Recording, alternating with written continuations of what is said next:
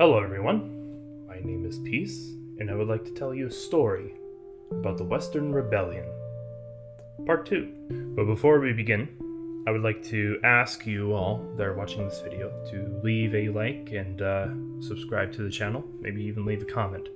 It greatly helps out and makes me want to do this more, so thank you.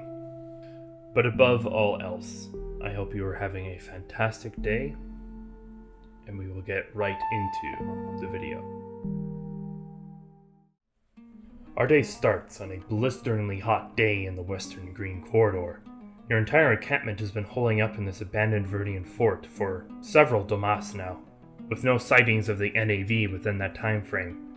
Despite the sweltering heat and suffocating humidity, the mountainous jungles of the corridor have a blissful beauty to them. Massive, green mountains on either side of you, filled with life abundant, while in front of you the valley dips, giving you a wonderful view for thousands of kilometers ahead, before eventually the valley tapers off and leads south. It is here you see 12 of your comrades, hauling back what appears to be a fresh Triceratops kill, evident from the still smoldering, perfectly circular hole in the side of the beast. Your friend, Kuro, walks out from behind the beast, his large muscles straining to hold the 3-foot metallic tube with strange runic markings on the side of it. He sets it down with a thud beside you, before brushing his sweat-soaked hair out of his face. "You can't even call it hunting now, can you?" you say, gesturing to the others who have set down the beast's corpse and begin to strip it of useful supplies. Kura laughs between panting breaths. No, our ancestors would be ashamed of us. Those dwarves have spoiled us with these new weapons. Hardly anything to do now." Kura takes a seat beside you, catching his breath still. "We wouldn't have any more people starving if we had weapons like this. Think about what else those dwarves have, or maybe even the Viridians. If we could figure out the secrets for ourselves, we could become so much greater than just a small group of people in this jungle, right?" You ponder for a moment, wondering if the heat has finally gotten to Kura's head, before replying, "No. That is why we do this, Kura. If we do that, it makes us no different than the dwarves, or hell, even the Viridians. We lose this sense of family, of community. It's soulless, hollow." Kura grumbles and shifts himself around on the ground. "Yeah, that's true. I wouldn't give this up, no matter how many railguns the dwarves give me." The two of you begin to laugh, before it is abruptly cut off by a third voice. "And that is why you will not even be a footnote in history." The voice booms all around you, shaking the ground, the trees nearby. Who's saying that? Where are they?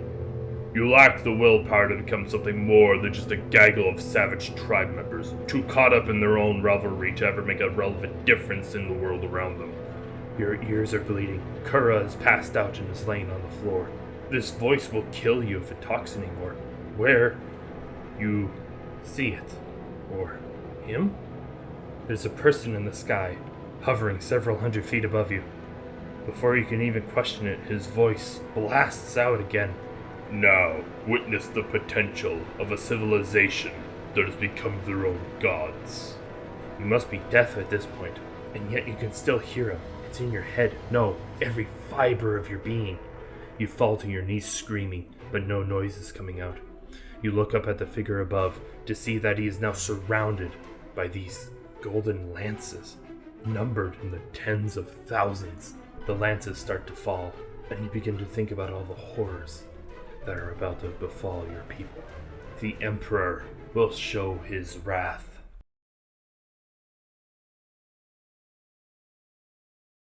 According to Pt2 Elysian himself, after he sat upon his throne, he sent out a message to every single person within the Empire, every single soldier, every single traitorous general, and every single ungrateful son. "Your Emperor has returned. My Empire will not fall." Gaius Veridia immediately left for the front line, traveling some several thousand kilometers in mere seconds, defying any human limits. The 3rd Division, Uptakers, stationed in the southernmost region of the rebellion front line, first heard thunder cracking before the Emperor landed right beside them. We saw the sky rupture by fire. A bright yellow and orange streak split the sky in two before this thing impacted just a few hundred meters away from us. Rocks, dirt, and splinters from nearby trees blew past us with incredible speed, luckily only giving us superficial wounds. As the dust settled, we drew our weapons. We had no idea if the announcement before was actually the Emperor or some new trick by the dwarves. As the dust cleared, a man appeared before us. He wore this heavy plate armor that seemingly glowed with this strange, changing energy, as though if it were wrapped up in an illusion. But any man, especially those within the army, had that armor set burned into their brain. The Superator. We bowed, not knowing exactly what was going on. The Emperor had been missing for almost 2 years now, presumed dead, but now he was in front of us. He seemed to be jovial, even. He told us to stand up, that there was no time for bowing, and that our empire was at great risk. He told us that we were going to be the conduits of his anger, to show these savages what fury truly is. Gaius Viridia flew across the entire front line, rallying and emboldening his forces, while offing those who would oppose him. The continent watched as the next 10 years of the so-called rebellion turned into one of the bloodiest slaughters the supercluster has ever seen. The annihilation of the betrayers.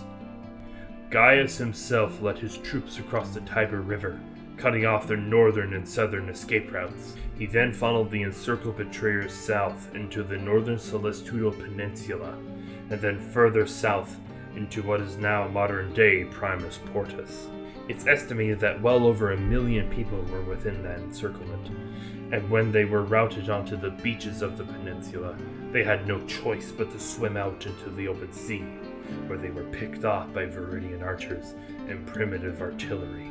It's said that the shores around Primus Portus, even to this day, are stained a dull red from the massacre. Gaius continued north, encircling hundreds of thousands of betrayers at a time until he made it to the Western Green Corridor, where they moved so fast that the rebels couldn't get out of the way.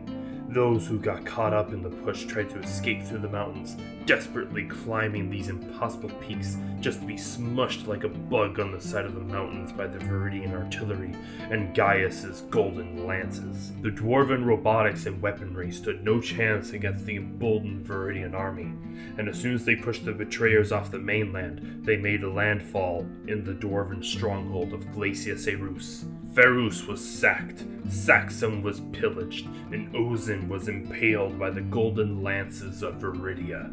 This was a decisive and humiliating defeat on the part of the betrayers. Their supposed impregnable heartland easily and conclusively conquered. As for the western island of Impervious Mons, it was easily taken over once the Viridians built the Testudo Navis, warships that were able to handle the extreme seas of the Actus Insul. The lands of his domain had been conquered, and Gaius Viridia felt at peace. He gave a speech on his birthday, the first day of the first Domas, Sol 1000 PE. These esoteric, primitive barbarians of the West have been put down like a rabid dog. They never stood a chance against the might of the Viridian Empire. The streets of Primus Viridia filled with the cheers of evangelical followers of the Emperor, mesmerized by his angelic visage. I hereby declare the Empire of Viridia. The crowd cheers, hailing the Emperor and his iron grip over the continent, not knowing that the horrors of the Western Rebellion would pale in comparison to the abominations that are to come.